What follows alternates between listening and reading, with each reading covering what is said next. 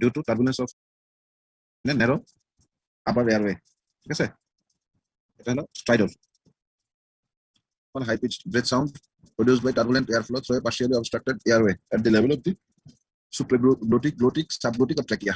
এটা হলো স্ট্রাইডর। আরেকটা শব্দ আছে হেভি স্নোরিং ইন্সপাইরেটরি সাউন্ড অকাউন্ট।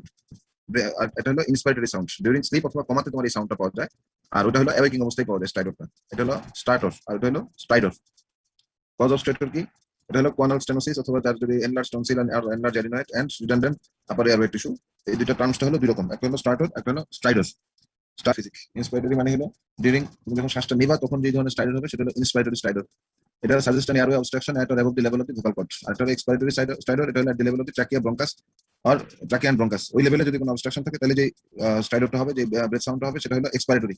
আর বাইফেজিক মানে হলো সুপ্রাগ্লোটিক এন্ড গ্লোটিক। এই জায়গায় বোথ ইন্সপাইরেটরি এন্ড এক্সপাইরেটরি দুই রকমেরই স্ট্রাইডর হয়। স্ট্রাইডর তাহলে জিনিসটা কি? It is an abnormal height breath sound due to turbulence of air in a narrow upper airway. তোমাকে এটার ডেফিনেশন থাকতে হবে। এই আপার এয়ারওয়েটার যে কোনো লেভেলে হতে পারে। এটা হলো যদি এট দি লেভেল অফ দি গ্লোটিস হতে পারে, সুপ্রাগ্লোটিক হতে পারে, সাবগ্লোটিক হতে পারে। টাইপস অফ স্ট্রাইডর ইন্সপাইরেটরি, এটা সুপ্রাগ্লোটিক যেটা বললাম, সুপ্রাগ্লোটিক আর এপিগ্লোটিক, আর এটা হলো ভোকাল কর্ড গ্লোটিক। আর বাইফেজিক হলো গ্লোটিক অথবা সাবগ্লোটিক, আর এক্সপাইরেটরি হলো tracheal and bronchial. Mechanism of development of stridor. Mechanism of ডেভেলপমেন্টের এখানে বয়স্ক এবং ঘটনা সেম, কিন্তু বাটেন্ট of child airway lumen is naturally narrowest or smaller than adults.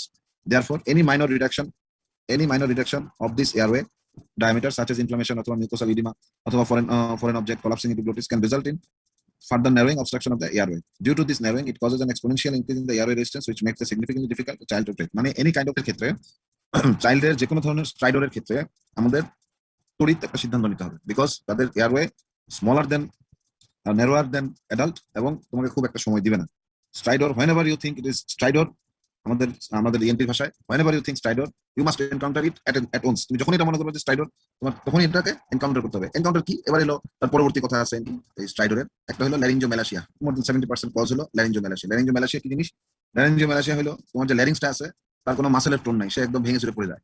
একটা উৎকানো কাগজ যেরকম সেরকম তোমার ল্যারিংসের সেই স্পেসটা নাই, সেটা হলো ল্যারিঙ্গোমেলাসিয়া। আর কি কি হতে পারে? কনজেনিটালি ভোকাল কর্ড প্যারালাইসিস হতে পারে, সুপ্রাগ্লোটিক স্টেনোসিস হতে পারে, সিস্ট হতে পারে, কোনো ওয়েব থাকতে পারে, ল্যারিঞ্জিয়াল ওয়েব, ভাস্কুলার কোনো অ্যানোমালিস থাকতে পারে, ক্লেফট ল্যারিংস থাকতে পারে, লিম্ফানজিওমা থাকতে পারে, সাবগ্লোটিক হিমানজিওমা থাকতে পারে। তাহলে এটা হলো কনজেনিটাল কজেস অফ ল্যারিঞ্জিয়াল। অ্যাকুয়েট কিছু কজ আছে। অ্যাকুয়েট কজের মধ্যে যেটা অ্যাজ ইউজুয়াল ট্রমা নাম্বার 1। এটা দেখা যাচ্ছে না অনেক কজের মধ্যে প্রথম কষ্ট হলো ট্রমা, কেমিক্যাল আইট্রোজেনিক। আমাদের যতগুলি বার্ন কেস আছে, সবারই দেখবো যে ওরা যখন পেশেন্ট সম্পর্কে ব্রিফ করে বা তখন প্রথমেই যেটা নিয়ে ব্রিফ করে সেটা হলো তার এয়ারওয়েটা ইনট্যাক্ট আছে। এয়ারওয়েতে যদি বার্নের কোন ধরনের বার্ন হয়, দ্যাট ইজ মানে আজিবুস। কারণ এয়ারওয়ের এই যে এয়ারওয়েটাকে আর কারেকশন করা সম্ভব হয় না। তোমার বডির অন্য জায়গায় যেটা বার্ন আছে সেটাকে তুমি ঠিক করতে পারবা, ড্রেসিং করতে পারবা। এয়ারওয়ে যখন acute epiglottitis, acute laryngitis, acute laryngotracheal bronchitis, retropharyngeal abscess, diphtheria, inflammatory cause, foreign body in the larynx, trachea, bronchus, external compression from the esophageal foreign body, allergy, angioneuritic edema of larynx or trachea, neoplasia, benign laryngeal papillomatosis, and malignant laryngotrachea, laryngobronchial carcinoma. এগুলি তোমাদের ইয়ে তো important. আর most commonly acute laryngotracheal bronchitis, retropharyngeal abscess, and foreign body aspiration। আমরা দেখেছি সেই এমি সেকশনের মধ্যে এপিগ্লোটিস, এই যে এটা হলো দেখা যাচ্ছে, এই যে লেভেলিং করা আছে, এটা হলো epiglottis. It is a leaf like structure. এপিগ্লোটিসটা হলো একটা লিফ লাইক স্ট্রাকচার, যে কিনা তোমার কোথায় থাকে? At the level of the laryngeal inlet. Laryngeal inlet যেটা, ল্যারিঞ্জিয়াল ইনলেটের বাউন্ডারিটা তৈরি করে তোমার হলো এই এপিগ্লোটিস। এন্টেরিয়রলি বাউন্ডারিটা তৈরি করে এপিগ্লোটিস। এপিগ্লোটিসের ল্যারিঞ্জিয়াল সারফেস অফ এপিগ্লোটিস দুই পাশে থাকে এরি এপিগ্লোটিক ফোল্ড, পিছনে থাকে এরিটেনয়েড কার্টিলেজ, আর সামনের দিকে থাকে এই লিফ লাইক স্ট্রাকচারটা, সেটা হলো এপিগ্লোটিস। এই এপিগ্লোটিসের কাজটা হলো যখন আমরা ডিউরিং ব্রিথিং এন্ড ডিউরিং সোয়ালোইং, এই দুই সময় এটার কাজ আছে। ডিউরিং সোয়ালোইং আমরা যখন খাবার খাই, এপিগ্লোটিস যেটা করে, এপিগ্লোটিসের এক মাথায় থাকে হলো এপিগ্লোটিস, পিছনের দিকে থাকে হলো এরিটেনয়েড, মাঝখানে থাকে এরি এপিগ্লোটিক ফোল্ড। সে মানে কিছু থিওরিতে বলে যে এরি এপিগ্লোটিক ফোল্ডটাকে কনস্ট্রিক্ট করে, ফলে এয়ারওয়েটা বন্ধ হয়ে যায়, খাবারটা স্লিপ হয়ে মানে চলে যায় তোমার ইসোফেগাসে, যাতে খাবারটা আমরা যে খাবারটা খাই এই খাবারটা যাতে এয়ারওয়েতে যেতে না পারে। এই কারণে এপিগ্লোটিসের কাজ হলো এপিগ্লোটিস এরিটেনয়েড, পোস্টেরিয়রলি থাকে হলো এরিটেনয়েড, সামনে থাকে হলো এপিগ্লোটিস, আর দুই পাশে থাকে হলো এরি এপিগ্লোটিক ফোল্ড। ডিউরিং সোয়ালোইং সে যেটা করে এরি এপিগ্লোটিক ফোল্ডকে কনস্ট্রিক্ট করলে কি হয়, পিছন দিক থেকে এরিটেনয়েডের সামনে এসে এপিগ্লোটিসের গায়ে লেগে যায়, তাহলে এয়ারওয়েটা বন্ধ হয়ে গেল, খাবারটা চলে যাচ্ছে তোমার ইসোফেগাসে। কথাটা বুঝতে পারছো? তার ভিতরে কি জানি একটা দেখা যায়, এটা হলো ফিঙ্গার লাইক। তুমি যখন জিহ্বাটাকে একটু ভালো করে ডিপ্রেস করে দেখবা, টাং ডিপ্রেসর দিয়ে দেখো যে একটা ফিঙ্গার লাইক একটা জিনিস, জাস্ট মাথাটুকু দেখা যাচ্ছে। পেশেন্টরা, অনেক পেশেন্টই আমাদের আমরা প্র্যাকটিক্যাল লাইফে পাই, অনেক পেশেন্টই এসে বলে যে স্যার এটা জানি কি গলার ভিতরে, মানে তখন তোমাকে ডিসক্রাইব করতে হবে যে হোয়াট ইজ দিস, এই জিনিস সবারই আছে। এই ইপিগ্লোটিস বাদ, it is an acute inflammation in the supraglottic region of the orifice with inflammation of the epiglottis, vallicula, arytenoid, and aryepiglottic folds. It is rapidly progressing, common in children. It is emergency care. দুই কারণে হয়, Haemophilus, কোন organism দিয়ে হয়, haemophilus influenzae type B, streptococcus pneumoniae, group A streptococcus, burn of, এই যে acute fever, odynophagia, dysphagia, severe sore throat, drooling, tripod position, muffle voice. Mainly যে পাঁচটা কথা মনে রাখবো, বাকিগুলো তো বই লেখা থাকবে। স্ট্রাইডর থাকবে, মানে তার শ্বাস নিতে কষ্ট। ডিসনিয়া, কথা বলতে পারবে না। ফিভার তো থাকবে, যেহেতু একটা ইনফেকশন। অডিনোফেজিয়া, ডিসফেজিয়া, মানে তার খাইতে কষ্ট হবে, খাইতে পারবে না। সিভিয়ার সোর থ্রোট, এই পাঁচটা। আর যেহেতু ঢোক দিতে পারে না, ড্রুলিং। এগুলো যদি লিঙ্ক করে পড়ো, যেহেতু তার ঘটনাটা করছে কোথায়, ইপিগ্লোটিস, তাহলে কি কি থাকবে, সে কথা বলতে কষ্ট হবে। ডিসনিয়া, তার কি হবে, শ্বাস নিতে কষ্ট হবে। ডিসফেজিয়া, তার কি হবে, খাইতে কষ্ট হবে। অডিনোফেজিয়া, ডিসফেজিয়া, যেহেতু ইনফ্লামেশন, তার একটা ফিভার থাকবে। আর কি হবে, সিভিয়ার সোর থ্রোট, ঢোক দিতে পারতেছে না, ড্রুলিং, মানে স্যালাইভেশন হচ্ছে তার। আর টাইপয়েড পজিশন, মাফল ভয়েস।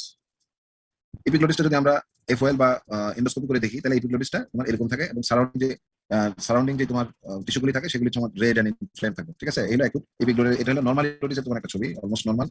বাম দিকেটা এ, এটা হলো নরমাল একটা এপিগ্লোটিস। হ্যাঁ, ভিতরে ভোকাল কর্ড দেখতে পাচ্ছ তোমরা? জি স্যার। ভিতরে যে পার্ল লাইক যে কালার দুটো আছে, সেটা হলো ভোকাল কর্ড। এই দুটো হলো ভোকাল কর্ড। তার উপরে হলো এই যে রাউন্ড শেপ যেটা দেখা যাচ্ছে, যেখানে লাইটটা রিফ্লেক্ট হচ্ছে, সেটা হলো তোমার এপিগ্লোটিস। হ্যাঁ, আর আমরা যে তোমাকে বলি সুপ্রাগ্লোটিক মানে এই ভোকাল কর্ড থেকে উপর পর্যন্ত এপিগ্লোটিস। পিছনের দিকে থাকে হলো, এখানে পিছনের ছবিটা আসে নাই, পিছনের দিকে থাকে এখানে, তাতে তোমার থাকে হলো, এখানে থাকে হলো অ্যারিটিনয়েড। হ্যাঁ, আর মাঝখানে যে ফোল্ডটা, এখানে তো ছবি আঁকার কায়দা নেই, মাঝখানে যে ফোল্ডটা থাকে, এটা হলো অ্যারিপিগ্লোটিক ফোল্ড, এটা হলো নরমাল। আর যখন এটা অ্যাকিউট এপিগ্লোটাইটিস হয়, তখন হলো এই যে টাইপ বিটা। ঠিক আছে, বুঝতে পারছি আপনাদেরকে? ঠিক আছে, ইট ইজ থাম সাইন। এই হলো এক্সরেটা, দেখো একটা X-ray soft tissue neck lateral view, X-ray soft tissue neck lateral view. এটা করলে তোমার যে এপিগ্লোটিসটা আছে, এটা তোমার থাম, যেরকম এরকম একটা থাম্বের মতো আছে। দেখছো এরো চিহ্ন দেওয়া আছে, দেখতে পাচ্ছ? Antibiotic, steroid, hydration with parenteral fluid, intubation. Intubation মানে কি, তোমার পেশেন্টকে রেসপিরেটরি সাপোর্ট দিতে হবে, তার তো এখন এয়ারওয়েটা অবস্ট্রাকশন হয়ে যাচ্ছে, বলে যাচ্ছে, সে আর দমে নিতে পারবে না। আর ওগুলো treatment, IV antibiotics, steroid, hydration with parenteral fluid, আর ইন্টুবেশন করে দিতে হবে পেশেন্টকে। এটাই হলো এনকাউন্টার। আচ্ছা, এরপরে বলবো আমরা অ্যাকিউট ল্যারিঙ্গোট্রাকিও ব্রঙ্কাইটিস অথবা ক্লাব। অ্যাকিউট ল্যারিঙ্গোট্রাকিও ব্রঙ্কাইটিস, এটা কি? Acute laryngotracheo bronchitis or croup is an acute infection involving the larynx, trachea, and bronchus, commonly seen in the children up to the age of 7 years. এই দুইটাই acute epiglottitis, acute laryngotracheal bronchitis, দুইটাই usually এই 7 years এর পর্যন্তই দেখা যায়।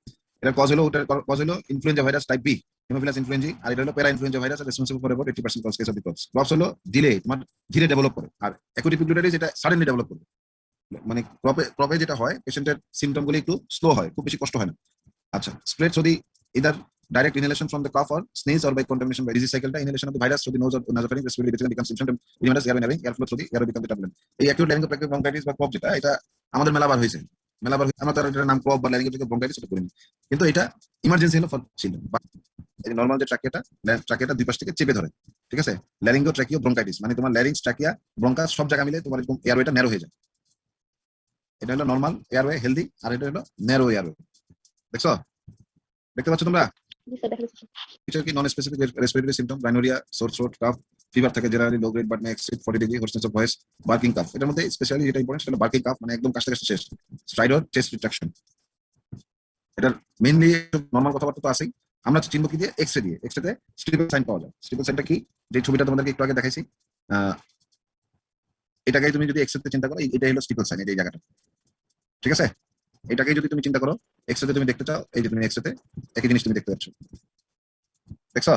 জি sir. এই যে কালোটা হলো, ব্ল্যাকটা হলো এয়ারওয়ে, উপরে যায় জাস্ট তোমার ন্যারো হয়ে গেছে। ঠিক আছে, জি স্যার। এটা হলো স্টিপল সাইন, মানে এই জিনিসটাকে তুমি এক্সরেতে চিন্তা করবা। ঠিক আছে, হলো টক্সিক এন্ড আনওয়েল, ক্রপটা হলো তোমার ওয়েল লুকিং, অনসেট হলো অ্যাব্রাপ্ট অনসেট, হলো ভাইরাল প্রোনোম, স্লোয়ার অনসেট, এটাতে ফিভার থাকে খুব বেশি, ওটাতে কম, স্ট্রাইডর এটাতে কম, এটাতে বেশি, কাফ মানে তো বলতে শোনা যাচ্ছে রেট্রো মানে পিছনে, ফেরিংস এর পিছনে এই জায়গাটা দেখো, এই জায়গাটা হলো ফেরিংস, সামনে থাকে হলো একটা মেমব্রেন, এলার মেমব্রেন, পিছনে থাকে হলো তোমার visceral layer of the deep cervical ফাসা। এই দুইটার মাঝখানে যে জায়গাটা, এটা হলো রেট্রো ফেরিংস, ফেরিংস এর পিছনে। দেখতে পাচ্ছ? দেখতে পাচ্ছ তোমরা? এই জায়গাটার মধ্যে কি কি জিনিস থাকে? এই জিনিসটার মধ্যে, জায়গাটার মধ্যে কিছু লিম্ফ নোড থাকে, কিছু লিম্ফ নোড থাকে। এখন এই অ্যাবসেস মানে হলো কোনো কারণে যদি লিম্ফ নোডগুলি তোমার ইনফেক্টেড হয়, সেখানে পাস ফর্মেশন হয়, এটাই হলো রেট্রোফ্যারিঞ্জিয়াল অ্যাবসেস। এছাড়া কি হতে পারে? এছাড়া তোমার প্যারাফেরিংস থেকে আসতে পারে। প্যারাফেরিংস মানে হলো ফ্যারিংসের পাশে, ফ্যারিংসের পাশে কি থাকে? টনসিল থাকে। টনসিলের কোনো ইনফেকশন যদি স্প্রেড হয়ে তোমার এই রেট্রোফ্যারিঞ্জিয়াল স্পেসে চলে যায়, তাহলে এটা একটা কজ। আরেকটা কি কজ? পিছনের থেকে যদি তোমার সামনে থেকে যদি কেউ ট্রমা, কোনো কারণে আঘাত পায়, ট্রমার কারণে ইনফেকশন হয়ে যদি ওই জায়গাটায় অ্যাবসেস হয়। আরেকটা কি হতে পারে? পিছনে কি আছে? ভার্টিব্রাল টিভি হলে কি হয়? সামনে তোমার এই কোল্ড অ্যাবসেস ফর্মেশন বা অ্যাবসেস ফর্মেশন হতে পারে। তাহলে এটাই হলো, যদি তুমি মনে রাখো রেট্রোফেরিংস মানে ফেরিংস এর পিছনে এই জায়গাটা কি দিয়ে তৈরি, সামনে একটা মেমব্রেন আছে দেখা যাচ্ছে, ভিসারাল লেয়ার এলার ফাসা আছে, আর পিছনে কি আছে, পিছনে আছে হলো ডিপ সার্ভাইকাল। আচ্ছা, এটার এই জায়গাটার মধ্যে নরমালি কি থাকে, নরমালি তোমার কিছু লিম্ফ নোড থাকে, এই লিম্ফ নোডগুলি যে কোনো কারণে ইনফেক্ট হয়ে পাস ফর্মেশন হতে পারে, তাহলে এটা আমরা অ্যাবসেস বলবো। আবার কি হতে পারে, পাশে স্থানীয় বাসিন্দা যারা, স্থানীয় বাসিন্দা হলো লিম্ফ নোড, সেই স্থানীয় বাসিন্দাদের ইনফেকশন হতে পারে, অথবা প্রতিবেশী দ্বারা তারা আক্রান্ত হতে পারে। প্রতিবেশী কারা, প্যারাফেরিংস, প্যারাফেরিংসে কি থাকে, টনসিল, tonsil, টনসিলের অ্যাবসেস থেকে ওখানে যেতে পারে। এছাড়া কি হতে পারে, তাদেরকে পিছন থেকে কেউ আক্রমণ করতে পারে। কি হতে পারে, তোমার এখানে যে ভার্টিব্রা আছে, ভার্টিব্রার যে কলামে টিবি হতে পারে, ভার্টিব্রাল কলামে টিবি হলে ভার্টিব্রাল কলামে যদি টিবি হয় তাহলে তোমার ভার্টিব্রাল কলাম থেকে এখানে হতে পারে। এটা কি হতে পারে, সম্মুখ যোদ্ধা, সামনে থেকে কেউ যদি আঘাত দেয়, যদি কোনো কারণে এই জায়গাটা টিয়ার হয়ে সেখানে ইনফেকশন ছড়াইতে পারে। এটা হলো তাহলে তোমার রেট্রোফেরেঞ্জিয়াল অ্যাবসেস, পিটাকিয়াল ভাষা, posteriorly by alar fascia of the deep layer of the deep cervical fascia, situated posterior to the pharynx and epiglottis, extending from the base of the skull to the T4 vertebral level, contains lymph node and disappears 3 to 4 years of age. It is a collection of pus in the retropharyngeal space secondary to the infection. Actually, there are 4 different ways it can occur: separation of the retropharyngeal lymph node of Roviers, spread of infection from the parapharyngeal abscess, trauma causing perforation of the posterior pharyngeal wall leading to the infection, tuberculosis of the cervical spine. এই একই ছবি আবার দেখানো হয়েছে, এই যে হলো তোমার retropharyngeal space এর ইনফেকশন।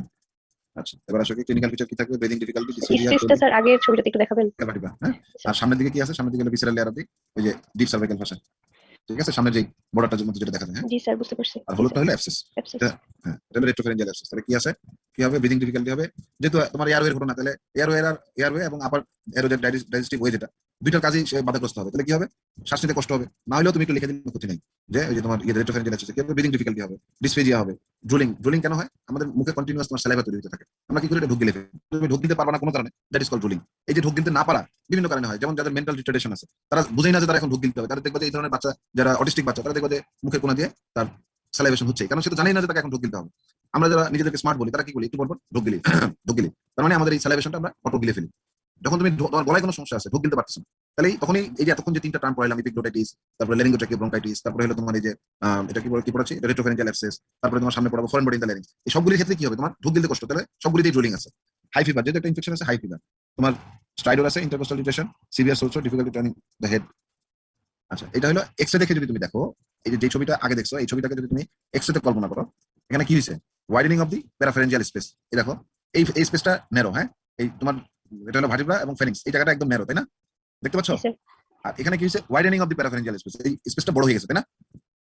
জি স্যার, এই জায়গাটা একেবারে ন্যারো, জাস্ট ভার্টিব্রাল কলাম এবং সামনে একদম লেগে আছে, তাই না।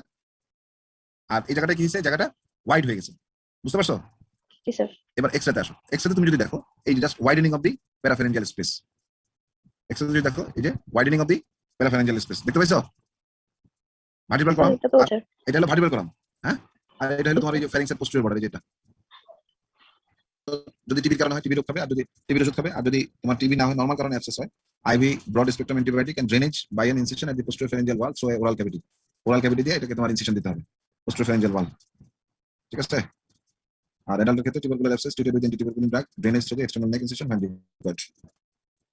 লারিংস, Sir, later এবারে what is the hypertrophy of the nasopharyngeal tonsil sufficient to produce symptom? যখন এটা hypertrophy হবে nasopharyngeal tonsil এবং symptom ডেভেলপ করবে, তখন আমরা এটাকে adenoid বলবো। আর এটা কমন হচ্ছে 3 to 8 ইয়ার্স। এটা একটা গ্রাফ আছে, হ্যাঁ, এটা গ্রাফ আছে, সেটা হচ্ছে সাধারণত 3 ইয়ার্স থেকে adenoid hypertrophy শুরু হয়। এই দেখা যায় এটা কি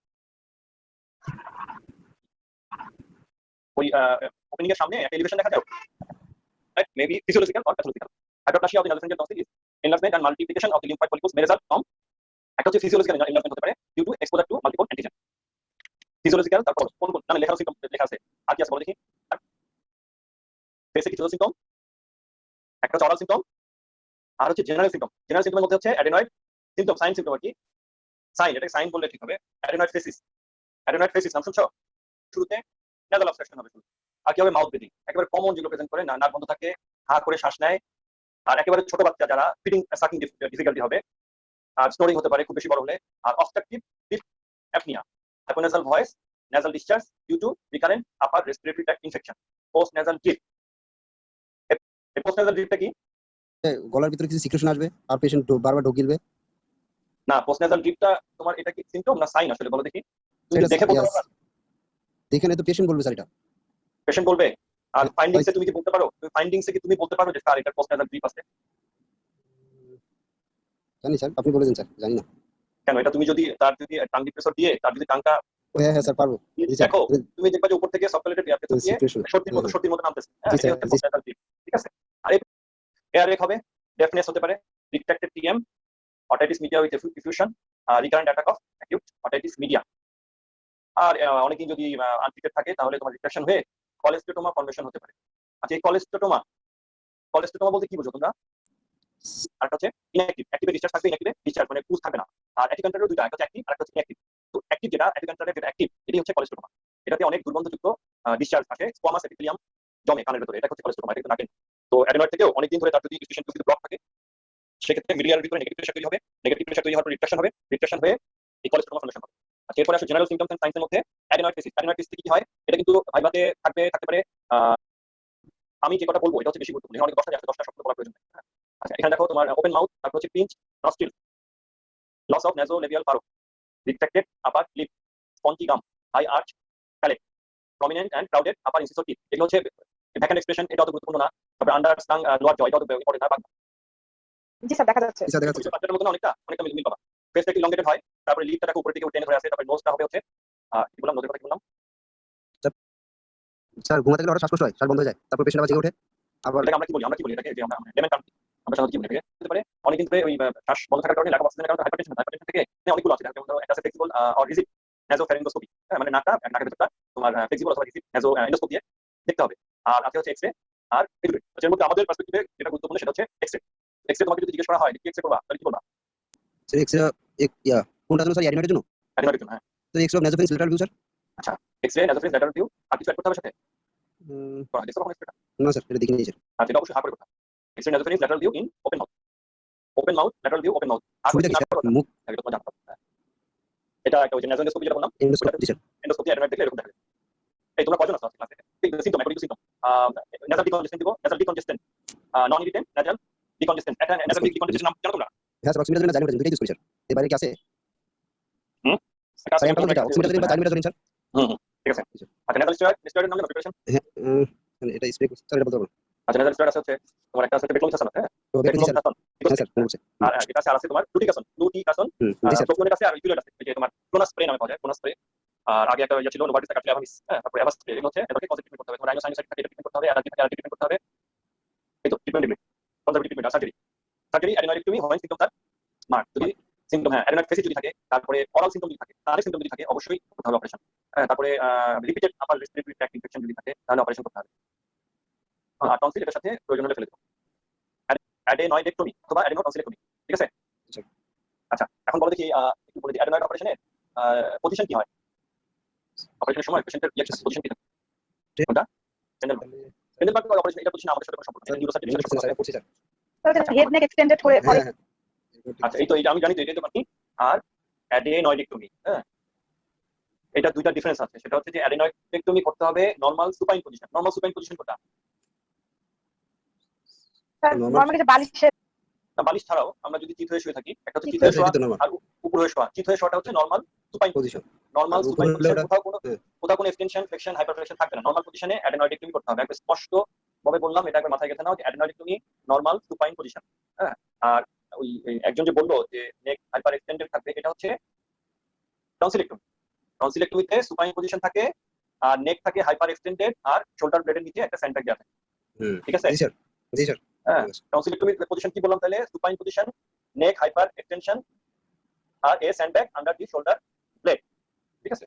আর অ্যাডেনয়েডেক্টমিতে পজিশন অবশ্যই নরমাল সুপাইন পজিশন। এটা একটুমি করার পরে টনসিলেক্টমি করি সাধারণত। যদি একসাথে করি, আগে অ্যাডেনয়েড করার পরে টনসিলেক্টমি করা হয়। মানে অ্যাডেনয়েডেক্টমি করে নেওয়ার পরে তার ওই যে স্যার আমরা এই আসলে আমাদের এন্ট্রি ওয়ার্ডটা স্যার আমরা করতে কিউরেট করে বের করে এটা হচ্ছে মুখের ভেতর দিয়ে অ্যাডেনয়েড কিউরেটেজ ইনস্ট্রুমেন্টের নাম হচ্ছে অ্যাডেনয়েড কিউরেটেজ উইথ কেস, হ্যাঁ, অ্যাডেনয়েড কিউরেটেজ উইথ কেস।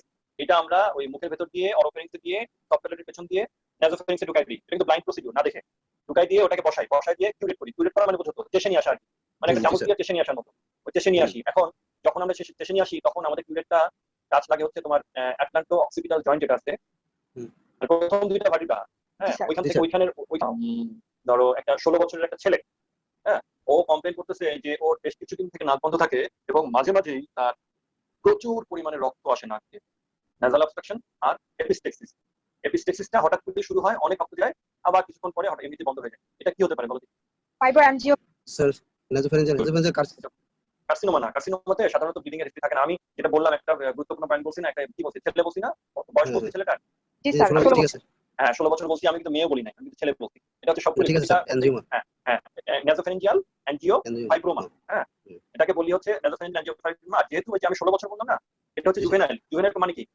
আচ্ছা স্যার। কিশোর, আচ্ছা। 8 বছরের বাচ্চা, তো অনেক রক্ত নিয়ে আসতেছে নাক দিয়ে, কখনোই এটা নাসোফ্যারিঞ্জিয়াল অ্যাঞ্জিওফাইব্রোমা আমার মাথায় আনার কথা না। তো যখনই একটা 15 16 17 বছরের একটা ছেলে এই নাক বন্ধ এবং অনেক রক্ত পড়ার হিস্ট্রি নিয়ে আসে, আমরা শুরুতেই চিন্তা করি যে এটা নাসোফ্যারিঞ্জিয়াল অ্যাঞ্জিওফাইব্রোমা। তবে এটা যদি একটা মেয়ে হয় তখন আবার এটা মাথায় থাকে, তখন একটা মাথা থেকে সরায়। ঠিক আছে? Okay sir. স্যার তখন কি হওয়ার সম্ভাবনা থাকে স্যার? কখন? মেয়েদের ক্ষেত্রে যদি 16 বছরের মেয়েদের এরকম সাইন সিম্পটম। মেয়েদের যদি এরকম সাইন সিম্পটম নিয়ে আসে, তাহলে তোমার এপিস্টেক্সিসের অন্য যে কারণগুলো আছে হ্যাঁ স্যার, অনেক মিনিস্ট্রেশন সময় আচ্ছা ওটা কি নাম ভুলে গেছি, হ্যাঁ মিনিস্ট্রেশন সময় হয় স্যার। ভিকারিয়াস ভিকারিয়াস ভিকারিয়াস কি হ্যাঁ যেন বলে? স্যার, বিকারে হ্যাঁ ভিকারিয়াস হুম, জি স্যার। ভিকারিয়াস এপিস্টেক্সিস বা যাই হোক। এটা আমরা খুবই কম পাই। মেয়েরা সাধারণত তোমার মেয়েদের ক্ষেত্রে কমন যেগুলো ওই যে প্লেক্সাসটার নাম কি, এখানে যে প্লেক্সাসটা থাকে তোমার নাকে ক্লাস করছো, যেখান থেকে এপিস্টেক্সিস হয় সাধারণত ডেঞ্জারাস এরিয়া। প্লেক্সাস, যেটা ওখানে এসে ইউনাইট করে নাকি অনেকগুলো চারজন, হ্যাঁ স্যার। বলে কেসেল বেক্স, কেসেল বেক্স হ্যাঁ, প্লেক্সাস। কেসিলেক প্লেক্স। হ্যাঁ কেসেল বেক্স থাকে, ওটাকে বলা হচ্ছে উড ড্রপস। উড ড্রপস হ্যাঁ স্যার। প্লেক্সাস। সামনেরটা হচ্ছে আর্টেরিয়াল, আর পেছনে যেটা থাকে মানে হচ্ছে পোস্টেরিয়র এপিস্টেক্সিস। যেটা একটা হচ্ছে অ্যান্টেরিয়র এপিস্টেক্সিস, একটা হচ্ছে পোস্টেরিয়র এপিস্টেক্সিস। একটা হচ্ছে নস্ট্রিল দিয়ে রক্ত আসবে, আর একটা হচ্ছে ওদিক দিয়ে আসবে, পানি দিয়ে। নাসোফ্যারিঞ্জ দিয়ে, মানে ফুসফুস সাথে রক্ত জি আসবে। স্যার। তো সামনেরটা হচ্ছে আর্টেরিয়াল আর পেছনেরটা হচ্ছে ভেনাস। সামনেরটার নাম হচ্ছে কেসেল বেক্স প্লেক্সাস আর পেছনেরটার নাম হচ্ছে উড ড্রপস প্লেক্সাস। মনে থাকবে, এটা কিন্তু একেবারেই কমন জি কোশ্চেন। স্যার। সাধারণত ওই যে যেটা হয়, অনেকে ভেস্টিবুলাইটিস থাকে, নাক কোথায় থেকে ওখানে ঘা হয়ে যায়, লিপিস এরিয়াতে, ওখান থেকে রক্ত আসে। হুম, আর একটা হচ্ছে যে নোসপিন। নোস্পিন না, ঠিকঠাক নোস্পিনের ঘাত থেকে আসতে পারে। একটা হচ্ছে যে ওই ড্রাই সিজনে তোমার মিউকোসা ড্রাই হয়ে তারপরে ফেটে যায়, ফেটে যেয়ে ওখান থেকে লিপিস এরিয়া থেকে ফিশার রক্ত স্যার। আসে। Rare benign tumour of the nasopharynx. Rare যে টিউমার গুলো আছে, nasopharynx obstruction and recurrent and severe epistaxis, rubbery tumour consisting of fibrous tissue and varying degree of vascularity. এই জন্য এটাকে অ্যাঞ্জিওফাইব্রোমা বলে, কারণ এটা ফাইব্রাস টিস্যু থাকে আর ভেরিং ডিগ্রি অফ ভাস্কুলারিটি থাকে। The blood channels may or may not have a muscle cord. এই muscle কোডটা না থাকার কারণে ভেসেলটা কনস্ট্রিক্টেড হতে পারে না। এমনি নরমালি আমাদের যেটা হেমোস্টেসিসের যে রুল, যে মাসেল কোড থাকার কারণে এটা মাসেলটা কনস্ট্রিকশন হয়, কন্ট্রাকশনের কারণে হুম। রক্ত বন্ধ হয়ে যায়। যেটাতে মাসেল কোডটা না থাকার কারণে রক্ত বের হওয়ার পরে রক্ত আর মানে অটোমেটিক বন্ধ হতে পারে না। সেই জন্য অনেক রক্ত পড়তে থাকে, পুশ করে push. Clinical feature: progressive nasal obstruction, recurrent severe epistaxis, hyponasal voice, conductive deafness. নাসোফ্যারিংসে যে কোনো গ্রোথ যদি হয় ইউস্টেশন টিউব ব্লক করে কন্ডাক্টিভ ডেফনেস হতে পারে। আর যদি তুমি এটাকে দেখার চেষ্টা করো তাহলে স্মুথ, লোকুলেটেড, রেডিশ আর grey colour rubbery mass in the nasopharynx. যেটা এক্সটেনশন হয়ে broadening of the nasal piece, unilateral prominence of cheek, displacement of globe of the X-ray PNS, OM view, nasopharynx lateral view, base of skull. আর CT scan করতে পারে, angiogram করতে পারে। আচ্ছা এখন তোমাদের প্রশ্ন করতে পারে যে অ্যাডেনয়েড পড়লাম না একটু আগে? জি জি স্যার। স্যার। আচ্ছা অ্যাডেনয়েড পড়লাম, এটা নাসোফ্যারিংসের অসুখ। আর তোমার নাসোফ্যারিঞ্জিয়াল অ্যাঞ্জিওফাইব্রোমা এটাও তো অ্যাডেনয়েড, নাসোফ্যারিংস। এক্স-রে দুটোতে কিন্তু এক্স-রে বললাম, নাসোফ্যারিংস এক্স ল্যাটারাল জি স্যার। ডিফারেন্সিয়েট করবা কিভাবে যে এটা অ্যাডেনয়েড আর এটা? হ্যাঁ এই না না অ্যাডেনয়েড এক্স-রে করলা, এটা যে নাসোফ্যারিঞ্জিয়াল অ্যাঞ্জিওফাইব্রোমা না, দুটোই তো নাসোফ্যারিংসের অসুখ। তুমি কিভাবে এটা ডিফারেন্সিয়েট করবা? ধরো একটা 12-13 বছরের বাচ্চা, ওরও তো অ্যাডেনয়েড হতে পারে। হ্যাঁ তো ও নাসাল অবস্ট্রাকশন নিয়ে আসছে, এক্স-রে করাইলাম। এখন তুমি বলতেছো এটা অ্যাডেনয়েড, আমি বললাম যে না এটা অ্যাডেনয়েড না, এটা নাসোফ্যারিঞ্জিয়াল অ্যাঞ্জিওফাইব্রোমা। তুমি ডিফেন্স করবা কিভাবে? দেখো ওই যে অ্যারোটা যেখানে দেয়া আছে ওখানে যে একটা মাস, এটা তো বুঝতে পারতেছো তোমরা? অ্যারোটা যেখানে দেয়া আছে ওইখানে যে একটা ফুলা জিনিস আছে, এটা কি বুঝতে পারতেছো এই ছবিটাতে? জি স্যার, বোঝা যায়। আচ্ছা ওই ফুলাটার সামনে একটা ওই ইয়ে আছে, একটা মানে ওই অ্যারো, এটা বুঝতে পারছো তোমরা? ফুলাটার দিকে দেখো, নেকের জি স্যার। বোঝা যায়? জি স্যার। জি আচ্ছা নাসোফ্যারিংস অ্যাডেনয়েড যদি হয়, অ্যারোটা থাকবে ওই শ্যাডোর সামনে। এটা দেখি সামনে কোথায় আছে? থাকতেছে। জি এটা স্যার। সামনে আছে না? জি স্যার। আচ্ছা এটা যদি পেছনে থাকতো, হ্যাঁ এয়ারওয়েটা পেছন দিকে, সামনের দিকে আমরা একটা ফোলা দেখতে পাচ্ছি, তাহলে ওটা হতো নাসোফ্যারিঞ্জিয়াল অ্যাঞ্জিও অ্যাঞ্জিওফাইব্রোমা। তো ডিফারেন্সটা কি? বলতে হবে যে স্যার অ্যাডেনয়েডের ক্ষেত্রে এয়ারওয়ে থাকবে সব টিস্যু সামনে। মাসের সামনের দিকে, আর যদি নাসোফ্যারিঞ্জিয়াল অ্যাঞ্জিওফাইব্রোমা হয় তাহলে অ্যাঞ্জিওফাইব্রোমা। এয়ারওয়ে থাকবে পেছনে, এয়ারওয়ে থাকবে ওই সব টিস্যু মাসের পেছন দিকে। এটা হচ্ছে ডিফারেন্স। এটা বলতে পারলে পাস হয়ে যাবে। কেন সার্জারি, এটা সার্জারি যদি করি তাহলে অ্যাপ্রোচ কি হতে পারে? শুধু মনে রাখবা যে ল্যাটারাল রাইনোটমি আর ট্রান্সপ্যালাটাল অ্যাপ্রোচ, এই দুটো মনে রাখো, আর কিছু লাগবে না। ট্রান্সপ্যালাটাল মানে হচ্ছে প্যালেট, মুখের ভেতর দিয়ে প্যালেট কেটে, সব প্যালেট কেটে তারপরে আমরা নাসোফ্যারিংস থেকে তোমার ওই যেটা অ্যাঞ্জিওফাইব্রোমা এটা রিমুভ করি। আর একটা হচ্ছে ল্যাটারাল রাইনোটমি, এটা নাকের পাশ দিয়ে কেটে হাড়টি ভেঙে নাসোফ্যারিংসে ঢোকা হয়। ঠিক আছে? মধ্যে রেডিওথেরাপি দেওয়া যায়, টিবিআরটি, এক্সটার্নাল বিম রেডিওথেরাপি, আর হরমোনাল থেরাপি আর কেমোথেরাপি। তাহলে ট্রিটমেন্ট অপশন হচ্ছে মেইনলি সার্জারি করি। সার্জারি ছাড়া আর কি করা যায় যদি জিজ্ঞেস করে তাহলে বলবো স্যার রেডিওথেরাপি দেওয়া যায়, আর হরমোনাল থেরাপি দেওয়া যায়, আর কেমোথেরাপি দেওয়া যায়। স্ট্রাকচার থেকে ডান দিকে থাকে টিউবাল এলিভেশন, তারপরে তোমার পোশাক মর্গান নিয়ে একটা আছে, তারপরে পোশাক। আর এটা কি হয় সাধারণত squamous cell carcinoma, undifferentiated carcinoma, নরাস। আর কিছু ফুড হ্যাবিট আছে, ফুড হ্যাবিটের মধ্যে দেখো